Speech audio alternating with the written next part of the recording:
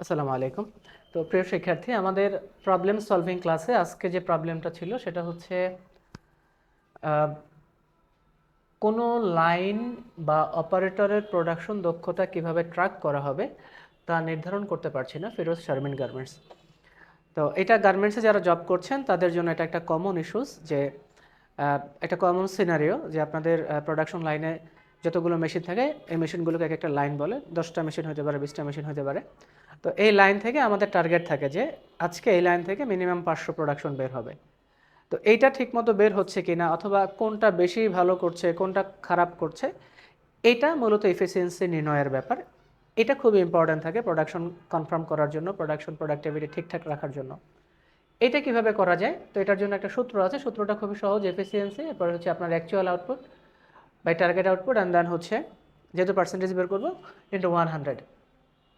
তো আমরা যারা এক্সেলে বেসিক কাজবাজ করি তারা এতটুকু জানি যে কীভাবে এরকম একটা ফরম্যাট কীভাবে করতে হয়। প্রথমে হচ্ছে আমরা ডেটটা দিতে পারি, দেন হচ্ছে লাইন নাম্বার থাকবে, অথবা এখানে লাইন নাম্বারের পরিবর্তে আপনি যদি কোনো স্পেসিফিক পার্সনের বের করতে চান যে এই লোকটা তার এফিসিয়েন্সি কেমন, এটা যদি বের করতে চান সেই ক্ষেত্রে লাইনের জায়গায় আপনি তার নাম লিখতে পারেন। অ্যান্ড দেন হচ্ছে টার্গেট আউটপুট থাকবে, আমাদের কত টার্গেট চাচ্ছি আমরা। ধরুন এই লাইন থেকে আমাদের প্রত্যাশা হচ্ছে 1000 পিস, তাহলে এখানে 1000 পিস লিখবো। অ্যান্ড দেন অ্যাকচুয়াল টার্গেট মানে অ্যাকচুয়াল আউটপুট, অ্যাকচুয়ালি আমি কয়টা পেয়েছি সেটা এখানে লিখবো। দেন হচ্ছে আমার কাজ হচ্ছে এই যে এফিসিয়েন্সি, এই জায়গাটাতে মূলত আমাকে ক্যালকুলেশন করতে হবে। তো এফিসিয়েন্সি আমরা কিভাবে নির্ণয় করব? এটার জন্য এই যে সূত্রটা দেওয়া আছে অলরেডি দেখেন, actual output target output into হচ্ছে 100। খুবই সহজ। আমি এখানে ডাবল ক্লিক করি, ডাবল ক্লিক করলে আমরা এটা দেখতে পাচ্ছি যে আমরা প্রথমে হচ্ছে আমাদের অ্যাকচুয়াল আউটপুটটা দিয়েছি, অর্থাৎ এটা আছে E9-এ আছে, এই যে দেখেন E9-এ আছে। অ্যান্ড দেন হচ্ছে ডিভাইডেড বাই হচ্ছে আমাদের টার্গেট আউটপুট D9 ইন্টু হচ্ছে 100%। দেন আমি এন্টার দিলে আমরা মূলত আমাদের কাঙ্ক্ষিত যে স্কোরটা আছে এটা পেয়ে যাই। আমি যারা এরপরও দেখতে চান, আমি পাশের ঘরে আর একটা ঘর নেই, এই ঘরে আমি দেখাই এটা।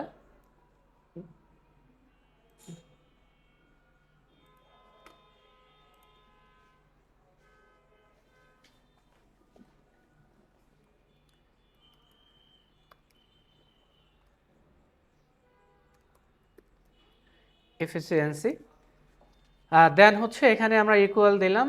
তো প্রথমে হচ্ছে আমাদের অ্যাকচুয়াল কত ছিল, 450 হচ্ছে অ্যাকচুয়াল, ডিভাইডেড হচ্ছে 500 মিনস হচ্ছে D9।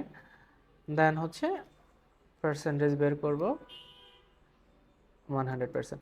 এখানে একটা বিষয় খেয়াল রাখবেন, আপনার এই ঘরটা কোন মোডে আছে, অর্থাৎ এখান থেকে আমরা এটা চুজ করে দেবো, নাম্বার ফরম্যাটটা চুজ করে দেবো। এইখানে যখন আমি ছিলাম দেখেন, খেয়াল করেন এখানে হচ্ছে পার্সেন্টেজ আছে আর এটা হচ্ছে নাম্বার আছে। তো খেয়াল রাখবেন এটাকেও আমাদের পার্সেন্টেজ করে দিতে হবে। আমরা এই ঘরটাকে পুরোটা সিলেক্ট করলাম অ্যান্ড দেন হচ্ছে এখান থেকে আমরা পার্সেন্টেজ করে দেব, অ্যান্ড দেন হচ্ছে আমরা দশমিকের পর যে সংখ্যাগুলো আছে এগুলো না নিতে চাইলে এই জায়গা থেকে সেগুলো ডিক্রিজ করে দিব। ওকে, দেন একটা হয়ে গেল। এটাকে আমরা এখন জাস্ট ফিল হ্যান্ডেল ধরে নিচে ড্রাগ করলে আমরা আমাদের কাঙ্ক্ষিত স্কোরটা পেয়ে যাই। তো আমরা আশা করি বুঝতে পেরেছি যে কিভাবে আমরা আমাদের এফিসিয়েন্সিটাকে নির্ণয় করব। অ্যান্ড দেন হচ্ছে আর একটা পার্ট আছে যেটা হচ্ছে যে এফিসিয়েন্সির পরে এখানে আমরা কিছু কালার কন্ডিশন দেওয়া আছে যে আমার তো আসলে প্রোডাকশনটাকে মাথায় রাখতে হবে। তো সেক্ষেত্রে আমি যদি 90%-এর উপরে আমার এফিসিয়েন্সি থাকে দ্যাটস গুড। যদি কোনো কারণে 90%-এর এফিসিয়েন্সির নিচে চলে আসে সেটাকে আমি আসলে একটু ট্র্যাক করতে চাই, এটাকে আমি কালার কোড দিয়ে দেখিয়ে দিতে চাই যে কোনটা আমি অ্যাকসেপ্ট করব কোনটা অ্যাকসেপ্ট করব না। তো সেক্ষেত্রে আমি আসলে কালার কন্ডিশনটা কীভাবে ব্যবহার করব এটাও একদমই সিম্পল। আমরা জানি যে যারা অলরেডি এক্সেলের মোটামুটি বেসিক জানেন যে এটা সাধারণত কন্ডিশনাল ফরম্যাট থেকে করা হয়। কন্ডিশনাল ফর্ম, তার আগে আমরা ঘরটা সিলেক্ট করে নেই, ঘরটা সিলেক্ট করে নিলাম, আমাদের পুরো ঘরটা সিলেক্ট হয়ে গেল। দেন হচ্ছে আমি এখান থেকে কন্ডিশনাল ফরম্যাটে চলে যাই, আমরা এখান থেকে নিউ রুলসে চলে যাই অ্যান্ড দেন হচ্ছে ফরম্যাট নিউ সেলস দ্যাট কন্টেইনসে ক্লিক করে আমি আসলে কি চাচ্ছি, আমি মেইনলি যেটা চাচ্ছি সেটা হচ্ছে যে আমার এইখানে যেটা হচ্ছে 90%-এর উপরে যেটা হবে সেটা হচ্ছে গ্রিন থাকবে। অ্যান্ড দেন হচ্ছে যদি এটা 70 থেকে 90%-এর মধ্যে হয় তাহলে এটা ইয়েলো থাকবে। অ্যান্ড দেন হচ্ছে 70%-এর যদি নিচে হয় দেন সেটা রেড থাকবে। এই কালার দেখে আমরা আসলে খুব দ্রুত আইডেন্টিফাই করতে পারবো কোন লাইনের বাজে অবস্থা আছে এবং ইমপ্রুভমেন্ট দরকার কোন লাইনের জন্য। তো এটা খুব সহজে করা যাবে। এখন দেখেন এটা আমরা কিভাবে করতে পারি। আচ্ছা, এখন আমার কাজ হচ্ছে প্রথমে হচ্ছে সেল ভ্যালু, আমরা মূলত ভ্যালুর উপর ভিত্তি করে এই কাজটা করব। সুতরাং আমরা এখান থেকে প্রথমে যেটা করব সেটা বিটুইন দেব না, এটা দেব হচ্ছে গ্রেটার দ্যান দেই।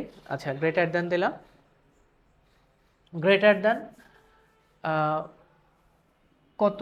গ্রেটার দ্যান আমি দিলাম হচ্ছে, বলছে 90%-এর যদি উপরে হয় তাহলে আমি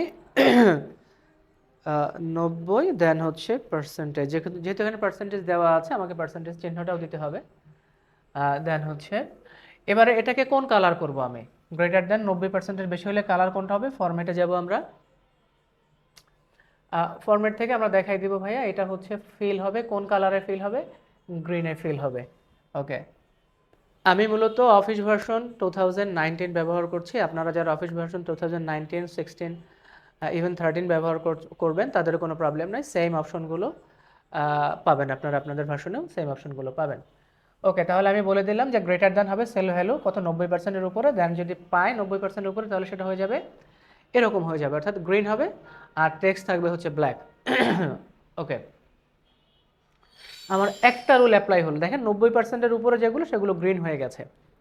এবার আমার সেকেন্ড রুল কি? সেকেন্ড রুল হচ্ছে যে 70 থেকে 90%, 70 থেকে 90% হলে সেটা হবে হচ্ছে ইয়েলো। ওকে, আবার আমরা কন্ডিশনাল ফরম্যাটে যাই, নিউ রুলসে যাই, ফরম্যাট অনলি সেলস দ্যাট কন্টেইনে যাই, দেন হচ্ছে বিটুইন আমরা এখানে সিলেক্ট করি। এই যে বিটুইনটা রয়েছে, বিটুইনটা এখানে থাকবে। দেন হচ্ছে কত থেকে কত? আমরা বলেছি হচ্ছে 70 থেকে 70%, দেন হচ্ছে পরেরটাতে হচ্ছে 90।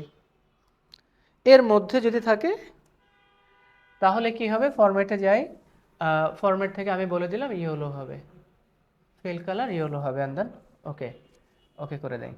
আচ্ছা, আমরা বলেছি যে 70 থেকে 90, দেখেন এটা 70 থেকে 90-এর মধ্যে আছে। এই দেখেন 70 থেকে 90, 70 থেকে 90 হলে সেটা ইয়েলো হবে। যদি আমরা আগের রুলসটা কিন্তু বলা ছিল 90-এর উপরে যেতে হবে, অর্থাৎ 91 হলে সেটা আসলে গ্রিন হবে।